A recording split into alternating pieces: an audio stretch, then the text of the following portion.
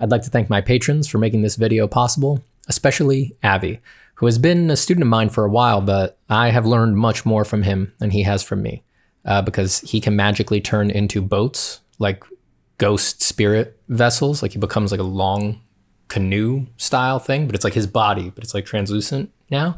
You can use that to cross rivers of time and ether. He taught me how to do that. So yeah, who's the teacher now? Truly. We're drawing Satinzilla's Gladiator photo reference pack. Man, is he, oh my God, he's killing himself. He's like executing himself. That's really dark. All right, let's do it.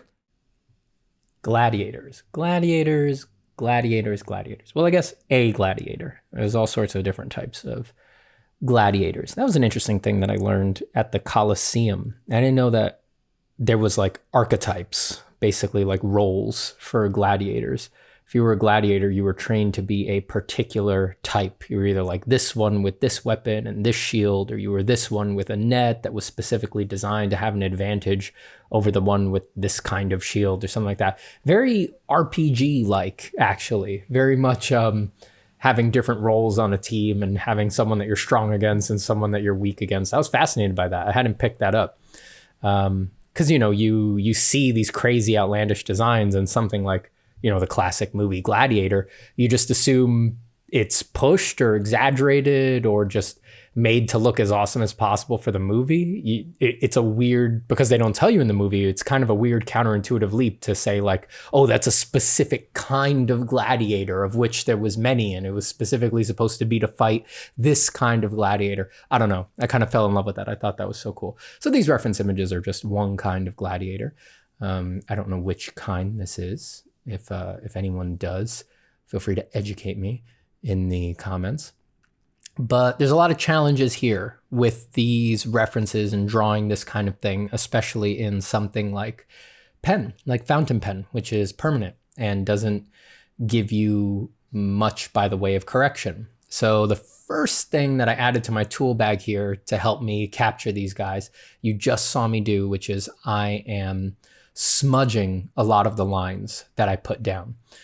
Just with my finger. I'm not using any water or any spit on my finger or anything like that. I am just, when I want to smudge something on the metal, for example, I just rub my finger over it very soon after putting down the lines. This fountain pen ink dries very quickly. It's and it's pretty fade proof. It's not waterproof, so any water will destroy it, but you can even rub alcohol markers over this stuff and it won't get displaced for the most part. So I have to put down just 3 or 4 lines max and then immediately rub my finger over them to get any kind of smudging on this ink. But it's very useful for 2 reasons. One, it lets me do some material indication on all of the metal that is in these armors that this gladiator is wearing. It lets me get a little bit of a contrasty edge with some variety of hard here, soft here, which really to me is indicative of the material of metal, of most kinds of metals. They're high contrast, and the edges between the gradations out of the dark shapes and into the very sharp speculars create very strong contrast between sharp edges and soft edges. The other thing, which you'll see me employ a little bit more later, I haven't really done it here, is that I can get some local value change by smudging. So that's a little trickier to do. You basically have to, if you have a big area like a cape or a piece of cloth or something like that that you want to be darker, you have to throw a few lines all the way across the area that you want to be darker. So that's already a little bit challenging. But instead of just hatching all the way through the shape like you normally might, and you would just put all of your attention on successfully keeping the hatches within the lines, sort of like what I did right there, you do 3 and then you smudge them. And then you do another 3 and then you smudge them. And you do another 3 and then you smudge them.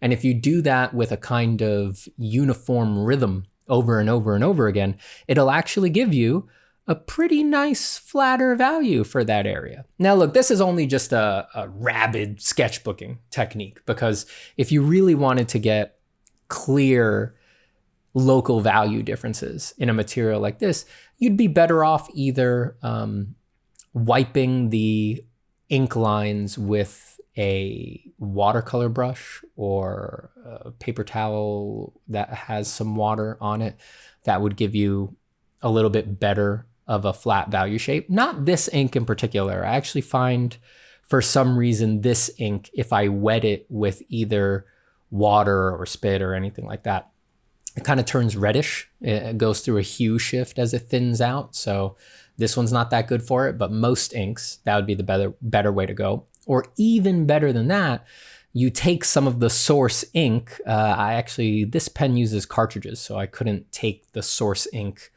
and put it into something else on this one, unless I sort of like farmed it out of the pen by flicking it or pressing it against something.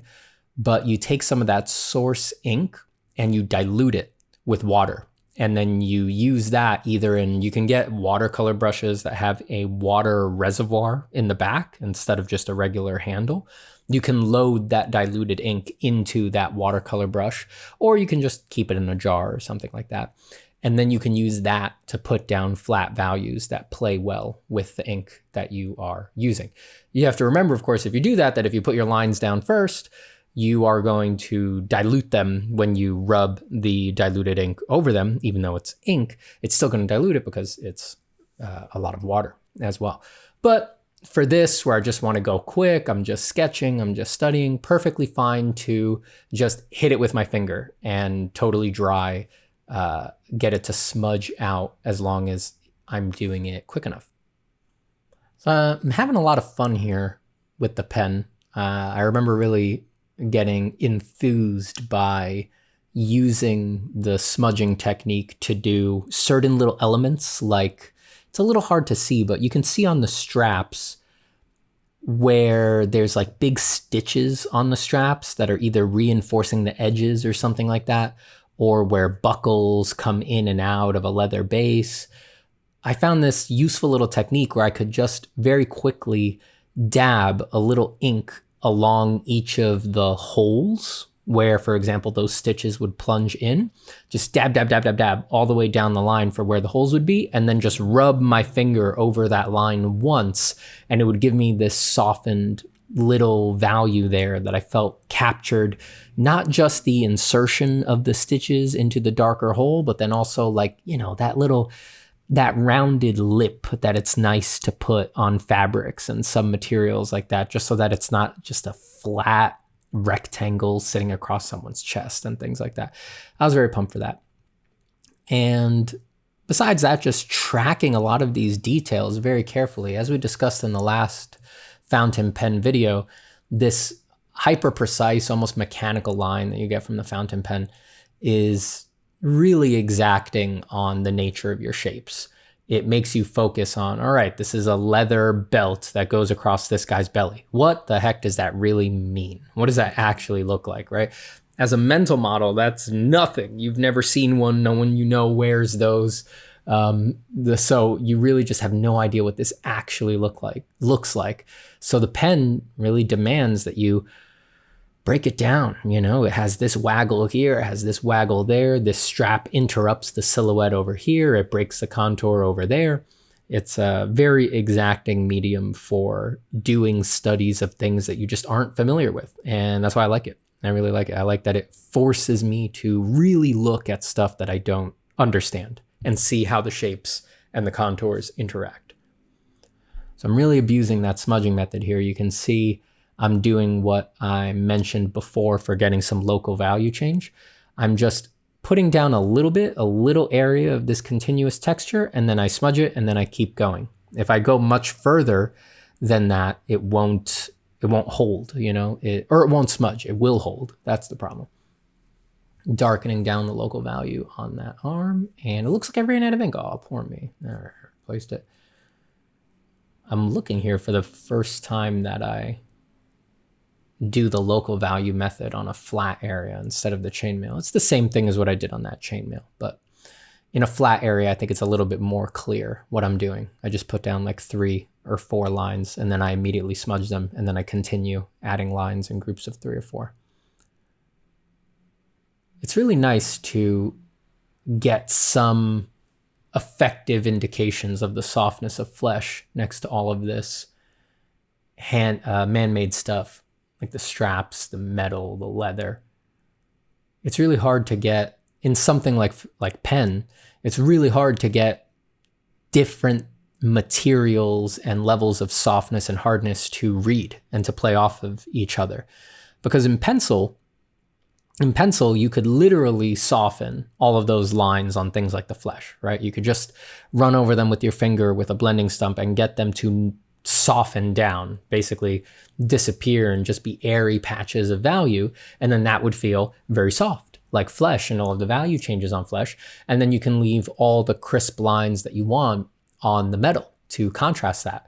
But with fountain pen, even when you smudge, I think you can see in the areas where I'm smudging, it doesn't quite get rid of the line, right? I mean, you are creating this second kind of shape and texture. You are getting a softer, streaky, smudgy stroke that you get to use as a tool, but it does leave the crisp line behind in most cases. It remains, it sticks around, it's just underneath this smudged thing. So you, even as you're reaching and trying to get a variety of softnesses and hardnesses and textures, you are still really just trying to pull as much as you can out of a mostly mechanical uniform line. I have to say again, fountain pen, it might be a little weird to some people to hear me saying that fountain pen has a mechanical uniform line, right? It doesn't have to. Fountain pen, the flexible nib on a fountain pen is specifically designed so you can get variety. So if you bear down pretty hard and then touch very light, you can get beautiful calligraphic strokes out of fountain pens. That's kind of what they were designed for.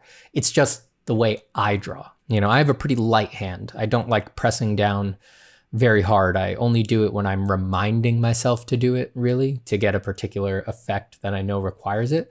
So the way that I draw, I get a pretty mechanical flat line out of the pen. There's some variety in there, but you know, compared to the variety I might get out of a pencil, right? Where if I was holding it overhand and I went from the tip down to the side, it's nothing, right? Compared to the kinds of stroke variety I can get to a pencil, if you put them right next to each other, this is indeed an almost uniform mechanical line. But yeah, just keep in mind that if you have a different touch than I do, which you almost certainly do, you'll be able to wring more out of your fountain pen than I am. You just need to be more comfortable bearing down hard on your materials, which it's not just because of fountain pen. I just don't really do that with anything. I am a very scared, neurotic person, and I worry that pressing too hard on my tools will incur the devil's wrath and I will be cursed unto the generations. So I generally try to avoid that as best I can. Now, making good use of the smudging here, I thought that it didn't quite work out on that little patch of metal on the first figure, but when I did it on that bit, those bits of plates right there, that was really the first moment that I was like, all right, that's working out nicely for the metal. The particular combination of the stark darkness of the black ink and the readiness to smudge out and give you some soft roll off is like perfect for portraying this kind of sort of burnished prop metal. You know, it really looks like that material. It captures the qualities of it effectively. And it really benefits so much from the stark darkness of the ink because to me, basically the most important thing about depicting metal is that it is high contrast, more high contrast than most other materials. Because it is very reflective, whatever light there is to reflect, it reflects it better than most other materials in the room. And then it is also, we tend to forget that the reflectivity, right? If you imagine like a chrome ball, right? Let's say you had a perfectly mirror-like chrome ball in your hand. If you were to look into the chrome ball, if it really is perfectly mirror-like, perfectly reflective, let's say that there was a dark closet open in your room and the darkness in the closet is almost complete. There's no light in there. It's a walk-in closet. You're very wealthy. It's a very, very deep closet. You have like a whole bunch of shoes and outfits in there. Maybe you have like one of those cool machines that like it rotates your suits when you press a button and you have like a different color suit for every day of the month. It's a very deep, dark closet with a lot of soft, luxurious materials absorbing photons. So when you look at it in the room, the opening to the closet is basically black, right? As close to pure black in the room as you can find. What value would it be in the chrome ball? It wouldn't be light, right? You would, if it was perfectly mirrored, you would see the darkest part of your room, basically a perfectly black open closet door. So if the metal is reflective, any metal that is reflective, it's not just reflecting the lights better, it reflects the darks better than every other material in the room. That's what makes metal high contrast, like so high contrast that basically defines its materiality. It reflects the lights better, so the lights get lighter than any other material in the room, and it also reflects the darks in the environment better. Yet that's still something you can reflect. That's still a value relationship that can be captured in a shiny, glossy, reflective surface. So it gets very strong darks as well, and that creates the iconic high contrast system that captures the nature of metal. I also really wanted to do this batch of sketches much freer. It's difficult to draw the line for that in my mind between freer and sketchier and sloppier. But yeah, I really don't know how else to put it. The last sheet that I did, the Roman centurions that I sketched, I liked them fine, but when I did my solemn post-mortem of them after that page was done, I thought, yeah, I got some accurate shapes there. I managed to pull off some nice combo on a couple of them. I got a decent portrait while capturing the costume, check marks on those goals for those studies. But what I did fail at was that they felt very rigid. They felt very, not in the gestures. Some of the gestures came all right. It was literally just in the line weight. Like I said, the mechanical line that I tend to pull out of the fountain pen, it started to dominate. It got a little bit out of control. And I think that I was so fixated on following especially those like geometric shoulder plates and the chest plates that they have on them. I got so obsessed with capturing that it really got deadlined, And by dead, I really do mean dead. Like all of the energy fell away on a lot of those lines. And it became almost like I had just traced a pencil drawing with like a tech pen or something like that, like a rapidograph tech pen, which I've actually never used. So I'm probably being unfair to rapidographs, but from what I understand, they're supposed to put down a perfectly flat mechanical line that does not vary as you go through it. So when I started these, where this character had more geometric shapes, there's some anatomy on the figure. There was no real anatomy, except for hands and forearms on the centurions. This guy has exposed abs, exposed pecs, shoulders. He doesn't have those perfectly geometric plates like the centurions had. He's got more leathers, and his helmet has like this loosey-goosey, big bowing abstract shaped up top. I thought, all right, I'm going to try to do these with a little bit more energy, throw the lines a little bit more freely, be a little bit sketchier. And I do think that I got that. I think that I managed to pull that off, which was important to me because, maybe it makes for a sloppier drawing, but it's important for me long-term practice-wise to not feel like I need to tighten up when I use these tools. I want to feel free.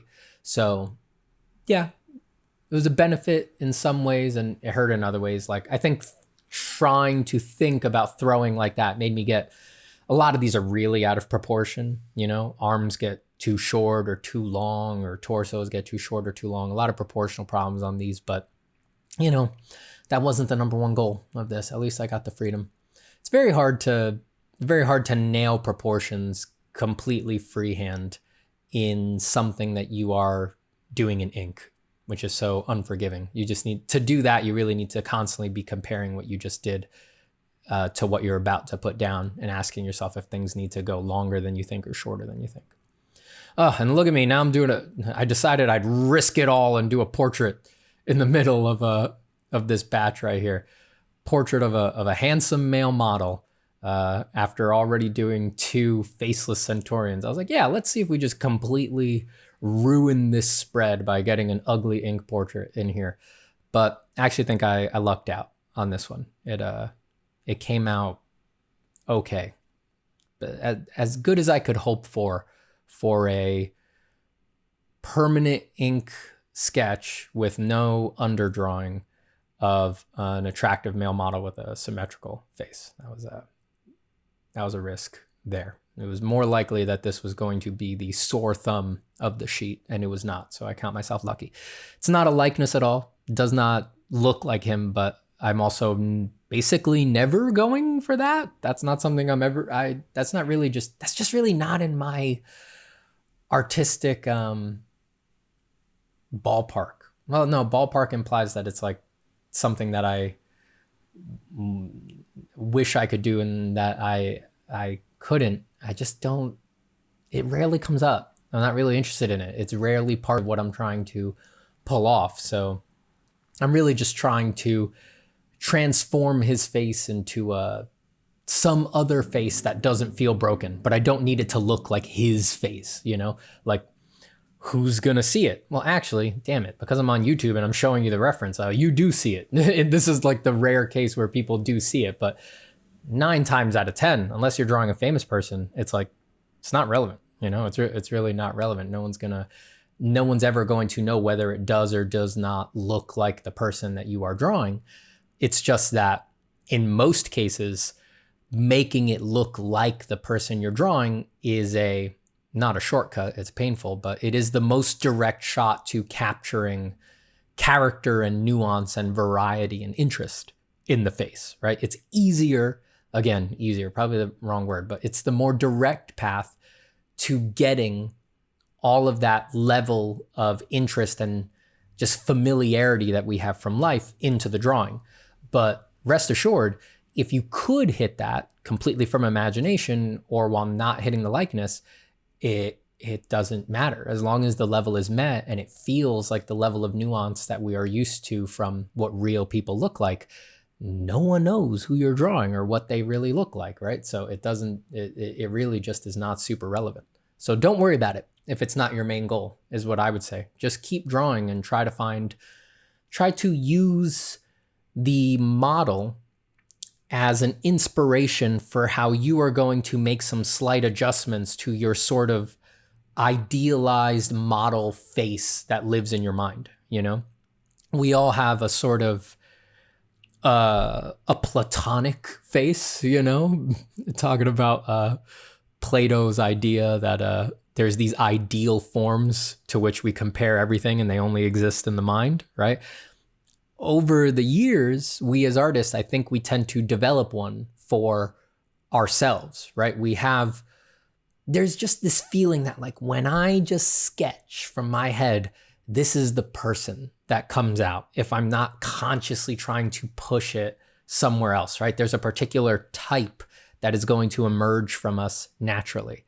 So that might be this. When I say ideal, I don't mean like, oh, this is the hottest person. Oh, this is the prettiest person. Oh, this is the perfect person. It's not that.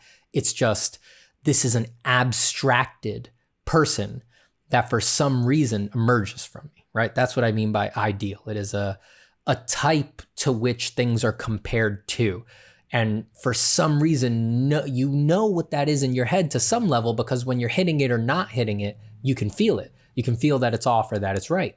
So we develop that over time as artists, I think. My good friend Ahmed Al-Duri has some very interesting thoughts about this. I've had a lot of discussions with him. He's always consciously trying to produce or arrive at, as close as he can, his platonic ideal for his drawings. And he has like very deep thoughts about it. And he has, put it through the ringer and has tried to break it down mathematically and things like that. He's, you get to decide for yourself if he's very thoughtful or neurotic about it, but you get to decide that for all artists. But anyway, I think that you look at the reference. If the likeness is not your main goal, right?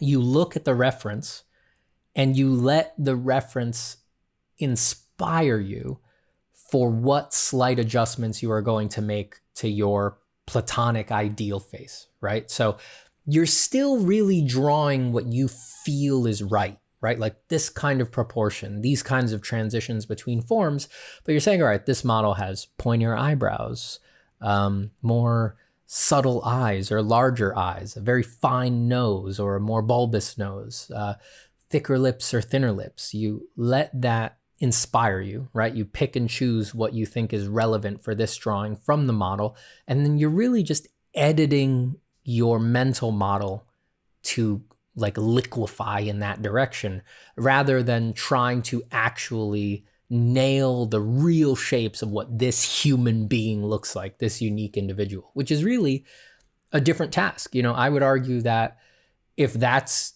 in most cases where that really is your task, it's like your only task, it's a true portrait. So this is not that, So I'm instead just letting my mental model of a male face get edited and transformed by this model's features.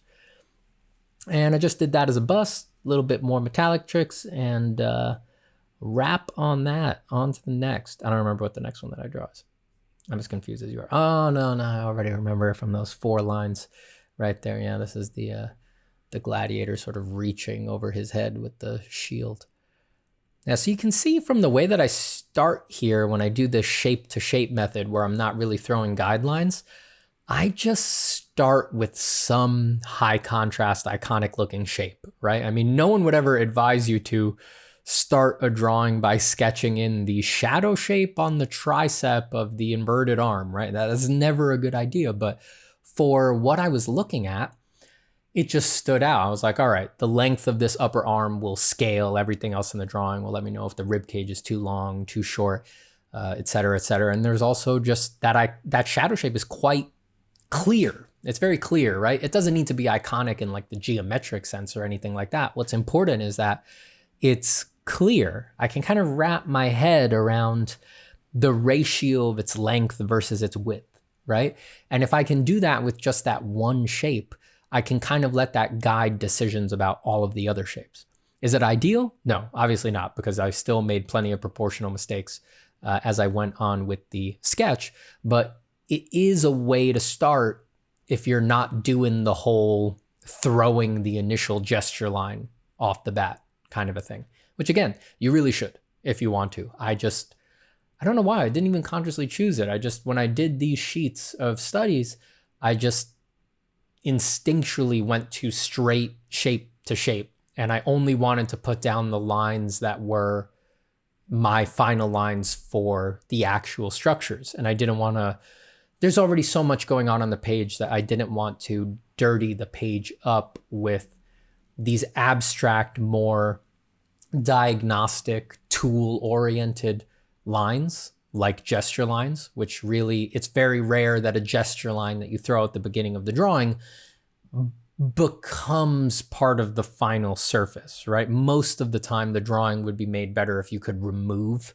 that one, right?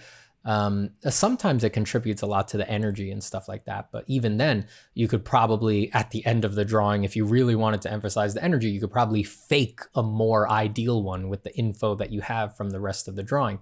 So it's very rare that that very first gesture line that you throw, which is really useful for just evaluating the overall angle on the page and the overall proportion of where the drawing is going to sit on the page. Very rare that that's actually ideal to wind up in the drawing at the end. So I felt like I wanted to leave it out of these. I didn't want to muddy it up with that. I just wanted to sort of draw it in my head and kind of work line to line, shape to shape to achieve the overall angular thrust or directionality of whatever figure I was drawing. Now look, even if it's pen, even if it's direct, even if any individual line goes down very quickly, right? It's pen. It only takes a moment. It just glides right across the surface. Take your time. Take your time with doing drawings like this. Maybe a very simple ink drawing is going to have a number of strokes that you could actually count, right? Maybe if you added it up, it'd be like, all right, this whole simple ink drawing is 150 lines, right? I could do that in no time. It's very simplified. Wring as much as you can out of those 150 lines. Think about each one before you do it. Can you take a brief breath and have a thought 150 times before you put down each mark on this piece of paper? Just see what you can do to slow down and be thoughtful. You don't have to replicate the rhythm of everything that you see on Instagram or my sped up rhythm here and this footage. Like, don't get fooled by the way that you see art being made online and out in the world. That's not really how, this took me a while. These are very simple ink drawings, but I spent like, I don't know, what is it? 3 or 4 hours on this spread, something like that. Like, that's a pretty long time. And that's clocked hours. I had a stopwatch telling me I was spending that much time on them. It wasn't just time on my wall clock, which is of course completely useless. It's half bathroom breaks and flipping through Spotify playlists. So don't use that. Get an actual stopwatch, get a real timer that you can use to get your times. Things take a while. So really take your time. Let's say you have an ink pen in your hand and you're like, all right, ink is pretty direct, it's pretty quick, and I'm gonna sketch one figure. I'm gonna sketch one costumed figure. I bet that it should take me no longer than 12 minutes to sketch this figure. Take that number and times it by 8. Times it by 8 and then ask yourself, what can I do to effectively spread my energy and my effort over that overestimate of time? This thing that I think I have 12 minutes of thoughts about, how do I expand it out to take 2 to 3 hours, right? Just play with it. Just play with this idea. You don't actually have to hit those numbers, but try to reprogram your mind to expand the scale of thoughtfulness and patience that it expects to employ in even a simple drawing, right? That's a huge part of what makes good virtuosic drawings look that way. Don't forget that art is artifice, right? It's a lovely thing. It's a beautiful thing. But part of the magic is that you are being lied to. It is designed to look easier done than it was done, right? And very fast looking drawings can actually have been carefully wrought over much longer time periods than you would have expected. So you, as an artist, if you're really trying to dive seriously into these things and make the best pictures that you can, you need to remove the purist mindset from your expectations. You need to investigate all of the honestly naive, weird assumptions that you've made about art that no one's ever told you, right? It's just stuff. We all have this stuff about art floating around in our heads. We just assume you're not supposed to use reference. We just assume if a drawing looks quick, it should be done quickly. We just assume you're not supposed to trace or reference other artists, or we just assume that you're supposed to come up with all your own designs yourself, or we just assume you're not supposed to use historical benchmarks or use the artistic modes of others from throughout history. Those are all just common, boring, non-useful assumptions that I don't know why it happens, but everybody has a few of them in their head, right? You got to start looking for those, digging them up, dragging them out, and solemnly, putting the muzzle of the gun to the back of their head as tears flow down your face, right? And that assumption needs to sort of worriedly kind of like look over its shoulder, like you don't need to do this. And you need to nod in the rain and say, no, I do. You need to end it. You need to get rid of those assumptions. You need to move on from them. So get over the idea that drawings that look fast are done fast. They're not, all right? And your benchmarks for how quickly you're supposed to be able to draw something gorgeous are probably really bad ones. Let me take a wild guess. It's probably Karl Kopinski and Kim Jung-gi, right?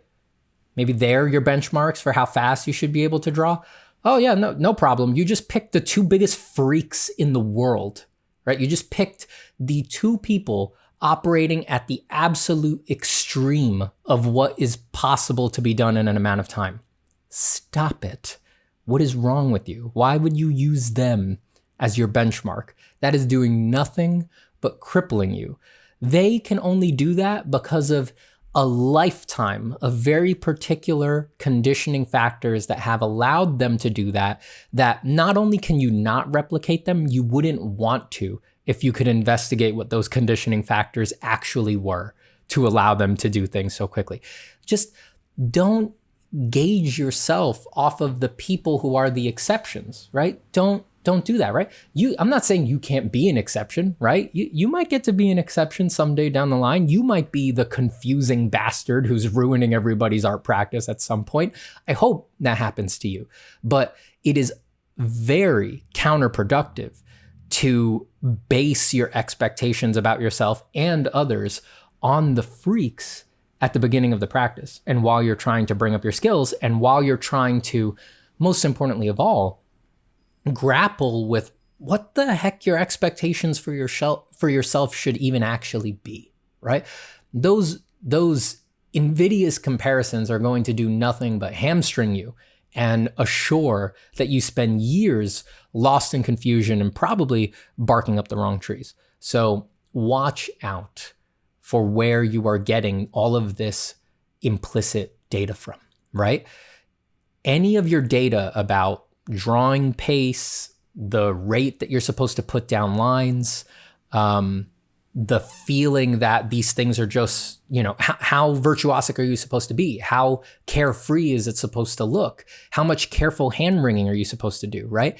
If you are getting any of your benchmarks for that stuff from videos like this, for example, where the person is drawing sped up, or God help you, anything on Instagram or TikTok, stop. Put the phone down. We have the house surrounded. We've got snipers on you. Put the phone down.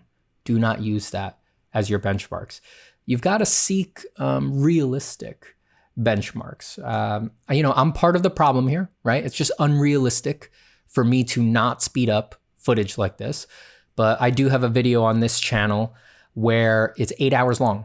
It's me drawing in my sketchbook, one drawing for 8 hours, right? That is a more realistic gauge for how long things take to make, right? So if you're confused about what an actual pace for putting down lines is, if you are confused about how long people who have been doing this for a very long time spend on things, go look exclusively for real-time footage and stuff without cuts, right? So my 8-hour sketchbook video, it cuts, but it doesn't cut where I'm drawing stuff, right? It cuts when I take breaks. So go check that out, for example, and see how slow I still have to go to do anything that I like, even when I'm drawing well within my wheelhouse, all the stuff that I know I like to do, all the stuff that I've practiced, and I've been doing this for years and years and years and years. It still takes me forever, and it should take you forever, right? Especially if you are trying to learn, especially if you are trying to work things out and integrate things into your mind. That should take a long time. Why would it not take a long time, right? You should spend a month on a drawing. You should spend 100 hours on a drawing. You should spend days researching drawings without putting a line down. I do that. It's super useful. All of my favorite pictures, all of my favorite ones that I've done, I've spent some period up front where I invested hours, if not days of work into quote unquote working on them, where I wasn't drawing a single thing. It was all reference gathering, sitting and thinking, doing deep dive research, going out into the world to look for reference shots exactly like what I wanted to draw, or just visualizing, reading, writing, asking questions, talking to myself about what do I actually want this to be? What do I want this to be? All of my favorite pictures have had some period like that up front. And the pictures where I just dived in and tried to do it fast, almost inevitably, those have all been ultimately forgettable to me. Fun to do. That's the reason I do them, right? That a picture be my best picture is not my ultimate measure of why I should or should not be doing it, right? I experience a lot of in the moment experiential joy from making art. So I'm perfectly happy making pictures that when I'm realistic, I'm like, all right, well, I didn't plan this well enough. I didn't think this through well enough. So it's unlikely that I will ever remember this one, right? It's highly unlikely that this one will stay with me, that I'll think of it as one of my favorites or one of my best. That's all right, because there's still a great joy in just doing the act of drawing. But if you are not like me, right? Because artists have all sorts of different temperaments. If you are the kind of artist who, you're not really so concerned about the joy in the moment, your main number one focus is, am I making great pictures? Then yeah, you need to slow down a lot. And you should basically never be working in the way or at the pace or in the tone of what you see on the internet. Never. Very rarely. Not useful. Plan, think, execute carefully. Find some process that ramps you in to being the most thoughtful, most clever, most ingenious, most cunning version of yourself, and dump all of that peak you into the pictures. And pull every trick that you can, be as thoughtful as you can, be as patient as you can, be as Machiavellian as you can, I want you like just sitting in a darkened corner of your mind, smoking a pipe or something like that, and just really menacingly looking out at the breadth of the picture that you're trying to create, devising sinister CEO style plans for what you're going to do to get the absolute best image possible out of it. That is the mindset that is necessary to keep up with the insane quality of finished pictures that is out there in the world. It hurts me to say it. I don't like saying it that much. It's not the most fun thing I've ever said, but it's just true. It's just true. Art is amazing these days. And the skill curve and the quality curve is defined by, like I said, the freaks. And trust me, you probably don't want to be them, right? That's a hard life. It's a hard life being on the freaky side of the art spectrum. You need to find other ways. So you've got to be cunning, thoughtful. You've got to be very, very, very, very ingenious. So you need to find a process that gives you the time to be that and to do that, right? Or you join me on the internalized goals side of things, where making the best final picture is not your ultimate goal. Join me on the side of things where you claim your own goals and you want your own joy and your moment-to-moment happiness. And it's okay if some of the drawings are a little meh, right? If I was only interested in doing my best drawing every time that I draw, I would never do this, what you're seeing me do here. I would basically only ever draw one way, over and over and over again. That is really what I would do, right? I actually don't feel like, maybe this is naive, but just to be honest about how I feel, I actually feel like I know exactly what to do my best picture I've ever done. That's not confusing to me. I've done this stuff enough, and I've done my current best picture enough times that I know what process I need to do. That's significant, right? It's significant that I'm not doing that right now in this video, right? I choose not to. I have other interests. There's other things I want to do, and there's other things that I want to do with drawing, and there's other experiences there that I want to play around with. But yeah, trust me, if I was only interested in doing my best piece over and over and over again, I wouldn't be doing this. Same thing, over and one process, repeated. And it would take a very long, I would do 7 drawings a year. But I could feel very confident that those 7 pictures that I produce in that year, each one when I do it is probably the best picture I've ever done, and each one is better than the last. But I don't do it. It's crazy making for me. It's not fun. It gets very not fun very quickly. I have different emotional needs. I want to slide in and out of that mental space instead of constantly being trapped in it.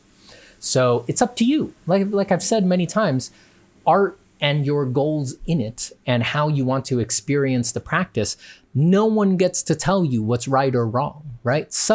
There's some people out there who would be like, Steven is an absolute idiot for not wanting to do his best picture over and over and over again, right? I can see the case for that being basically a life-destroying choice.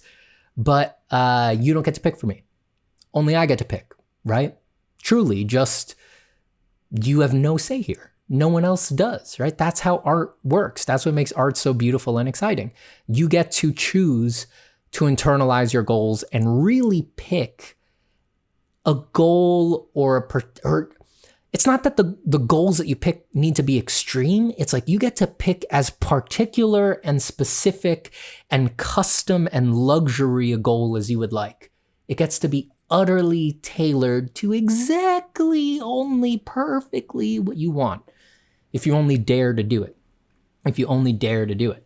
So I would highly advise you to accept that, because it's obviously true, right? No one has any control over you over this, and pick for yourself and hunt for your joy. All right. I think we're good here. I think I've sounded suitably crazy. Thank you for drawing today, and thank you for all of the drawings you've ever done and all of the drawings that you will do.